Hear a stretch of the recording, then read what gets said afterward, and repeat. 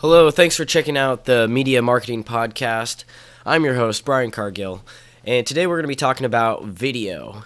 I know video can be a little confusing, a little daunting.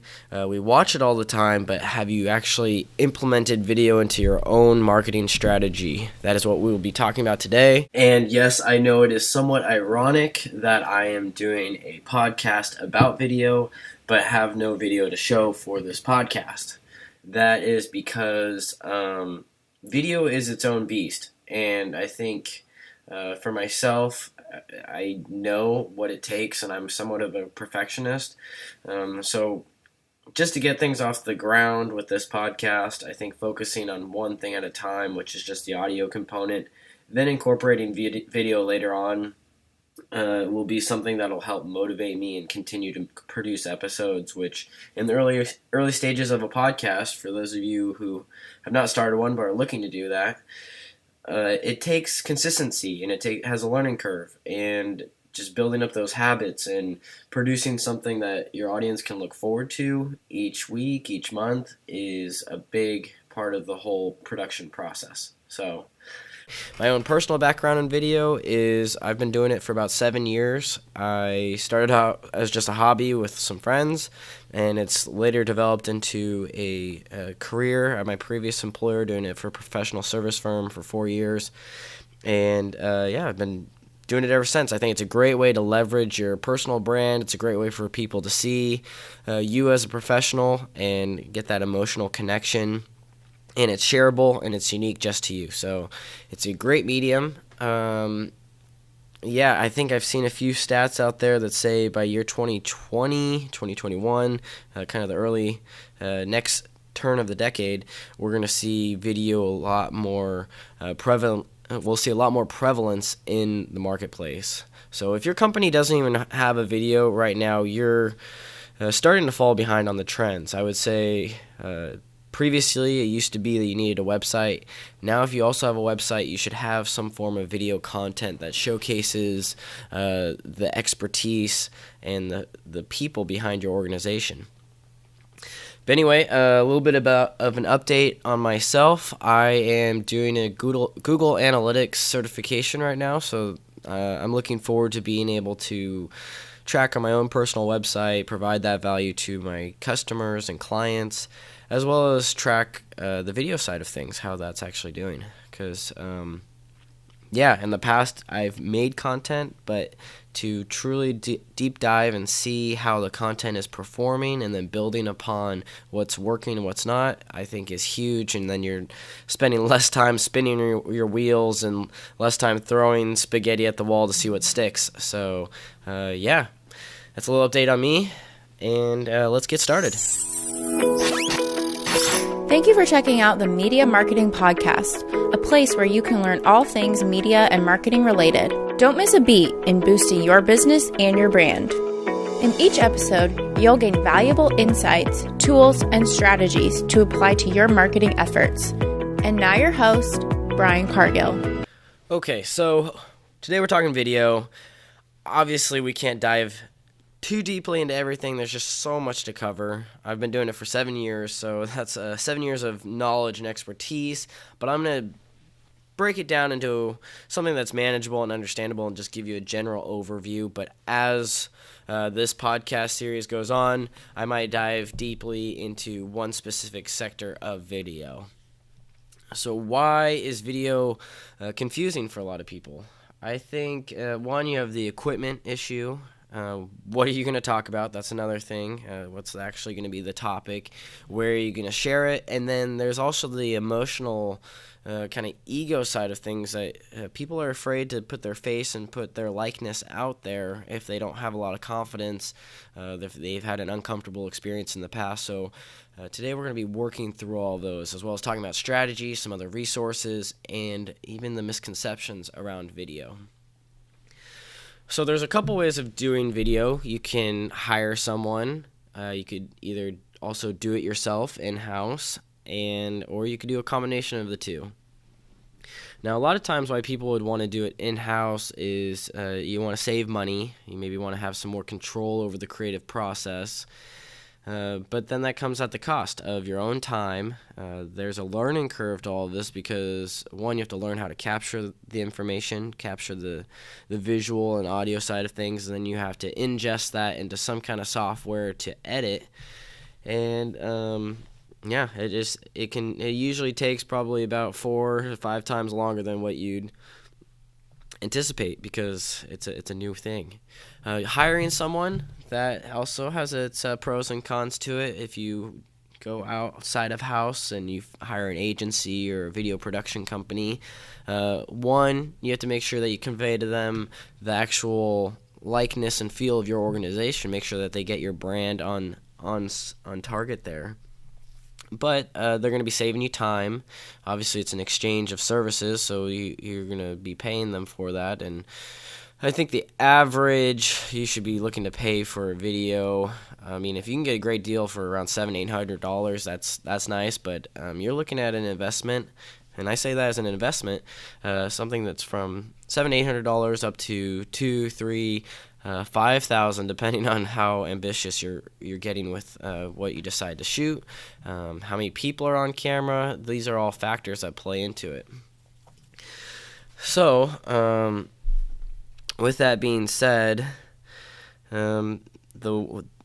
you still have to manage a third-party organization, so there's that kind of nuance there as well. But they're going to be able to guide you and help you get your messaging on point.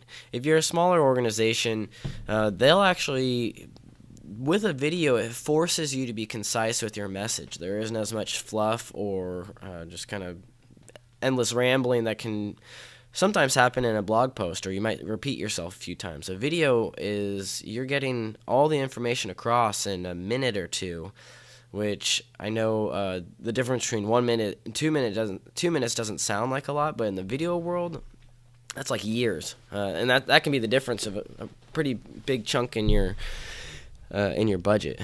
So a lot of places around 1 minute and 15 is a good spot to be, a good spot to amount of time to have in your video. Once you get to 2 minutes, 3 minutes, you start losing interest, but people think that longer is better or more things that you throw at your audience is better. Then that's not always a good way of going about it. People can really only process so much, and you don't want to overload a viewer because as soon as things get confusing or overwhelming, that's when they bounce. That's when they click away from the video. But anyways, let's go through the equipment, and then we can talk about strategy. Maybe I'll throw an example in there at some point. And then I'll also talk about doing both later on, because I think that's probably, if you're on a shoestring, that might be your best bet. You're not going to, and we'll talk about the pros and cons, but yeah, let's go into equipment, because if you're hiring, there's like so many different angles for this. So if you're hiring somebody, they're going to be using state-of-the-art professional equipment. You might have heard of a Red camera. There's the Canon and Sony and Panasonic, and each of these have their own look and feel to them. What my recommendation would be is go out and find a video that you already like, or a set of videos that you like, and save those links, and those will be your reference guides for the style that you might be going after. In the creative world, we would call this a mood board.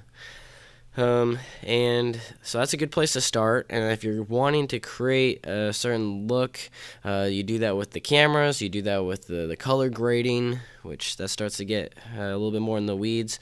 But all you need to know is have something, kind of a North Star, something that you're aiming towards, have a few links, and then if you're using an external party, you share those links with them.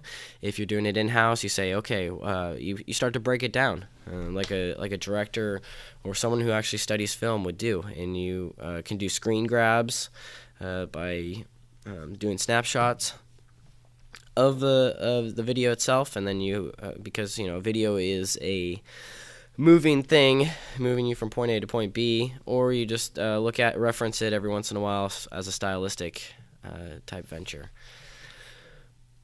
So the equipment that you're going to use if you're doing it in-house, I recommend, if it's your first time really doing video, film it on your phone and see what that looks like. Phones are pretty good these days, but this will also give you a good sense of, okay, what are you paying for when you actually hire a professional? You're paying for their knowledge, skill, and expertise. But if you do it yourself, you can either hold the phone, which has its own organic amateur style feel to it, or you can put it on a tripod, put it on a desk, prop it up against something. And some of the key fundamentals when filming is thinking about lighting, thinking about background sound, making sure you're in a space that the sound's not going to echo. There's not too high of ceilings, and then you want to make sure there aren't surfaces around, such as marble or just those like a metal. Linoleum, all of those kind of really bounce the sound around. So a place where there's couches and not next to an open window or anything of that nature. So those are a couple tips right there. So start with your phone, and then I would say if you actually are passionate about it, you can invest in some equipment later. But everyone thinks they need to get a pretty nice camera right off the bat. You can get along quite well with your phone. The next thing is audio. You're not going to notice good audio, but you're definitely going to notice bad audio. And there's a couple different ways of capturing audio. There is you don't use any microphone, and your phone's going to be capturing just audio in a big, they call it omnidirectional, so it's going to capture the audio all around. Whereas if you got something what's called a shotgun mic, that's going to catch what's unidirectional, so just coming from one direction there.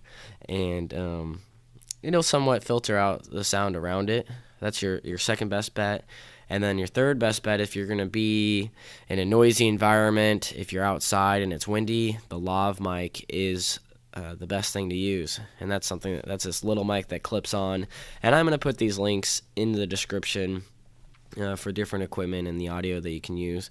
And then the final thing is lighting, which you can either film outside, make sure you're not at the peak part of the day at noon with the sun right above you, it casts some harsh shadows on you. But if you can do it early in the morning, from depending on what time of year it is, but 8 to 10 o'clock at the latest, and then in the afternoon, like 3 to 5 o'clock is a good time. You can play around with the shading from trees and whatnot, so that way you're not getting as harsh of a glare. But again, this is just kind of a general overview. If you do it inside, against a window would be great. Play around with that. There's so many different ways of using a window where you can create some actually really nice shading on the face. And obviously we're talking about if you're talking into a camera. All right, the next part here, so that's just a brief overview of the equipment. I currently use the Canon 5D Mark IV, which because I go back and forth between doing photo and video, it's a great workhorse for doing that. If you're someone new that's trying to just make the first leap into video, the Sony series makes the A7 series is really nice, and then you work your way up to the Canon 100 series. You get these actual bulky cameras that process a lot and look very cinematic. But if you're using this for marketing purposes, like anything, content is king. You want to look good to a certain degree, but what your audience wants to do or what you're wanting to do with your audience is have them connect with you emotionally, see that you're a trusted source, see that you're not just a robot, and having charisma and confidence on camera can do wonders for you, not only your personal brand, but for your business and exchanging different ideas. So now let's get into the strategy behind video. We'll see. I might put in a little worksheet in here, but I have an intake form when I'm working with new clients, and you start off with, what do you want to cover in your video? What is this outline? What is the outline? What do you want to accomplish? What message do you want to convey? What topics do you want to share with your audience? And I typically recommend about one idea per minute. Any more than that, and you start to overwhelm, and it gets a little confusing and muddled about what it is that you're trying to say. So that's 1 minute per idea. And then you can create a script. There's a few different ways of sharing a message. If you have public speaking abilities or you're a strong communicator, you might be able to talk off the cuff to a degree. I would say at least have a general sense of what you want to talk about, and then you can trust that you're going to be able to formulate the correct sentences to sound like a professional. But if not, then that's where a script comes in place. And you can either memorize a script, you can put a script into a, what do they call it, a projector, a teleprompter. There's some really cheap options out there now, which use some cheap one-way plastic, and those are around, less than $100. But all of these have pros and cons to them. My recommendation is maybe kind of a combination of the two, where you script out what you want to say and you memorize those first couple sentences or a couple sentences at a time, and you convey what you want to say. You go through it, make sure you get it dialed in. You can do a couple takes, and then you can transition while you're speaking from one camera to the next, or you put footage over the top, and so that way no one knows that in the background you're actually splicing between a couple audio segments. Now, because you are splicing, you want to make sure you're not too radical in how you're conveying your message, because if you sound kind of monotone or conversational one part and then very animated the next, that's going to be a jump, and I think your audience is going to pick up on that. Let's see. And then thinking about imagery, if you're going to have any B-roll, I think for what I've seen on LinkedIn, it's a lot of times someone just talking into the camera. That's what they call a talking head, which has its own, that's probably the lowest rung of production value. You have the talking head, and then the next level of production is you put some graphics on there, so you see the person's name, or you put some kind of imagery or a diagram showcasing it, whatever it is that they're discussing. The next level would be putting B-roll on there, which is that footage and imagery that goes over the top. That can be photos, which then becomes somewhat of a slideshow. You can capture your own B-roll footage, which you could still do this with your phone. And then the next tier is there's a few subscription sites out there where you can purchase footage to be used. But then that almost has its own generic feel to it. So at the end of the day, what you're trying to do with the video is convey that you're a human being, that you're knowledgeable, and share the message that you want to get across with your audience. And then think about deadline. Videos take a while to edit, to set up and organize, so being realistic with yourself of when you want to have this project done is key. Maybe at least 2 months is what I would say for a buffer, depending on the scope of what you're trying to create. And then also think about, where's your video going to live? LinkedIn's a great place for something like this to live. It can live on your website. You can break it down into little snippets if it's a longer video, and just share that on social media, such as Instagram or on Facebook. Excuse me. And even I've seen stuff used on Twitter. Video seems to do well there. We're flying right through these, but the next thing to consider is the types of videos that are out there.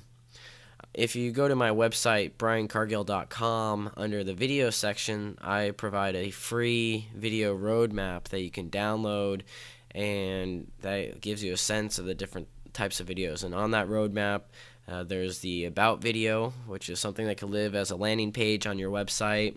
There's a profile video, which is a great way to share the personality of an executive at an organization. If you're a salesperson, or even if you're just looking for a job, those profile videos are a great way to convey who you are, and it's custom, it's unique, not a lot of other people do it. Back to that comfortability and just the time and effort and the confusion around even producing something like that.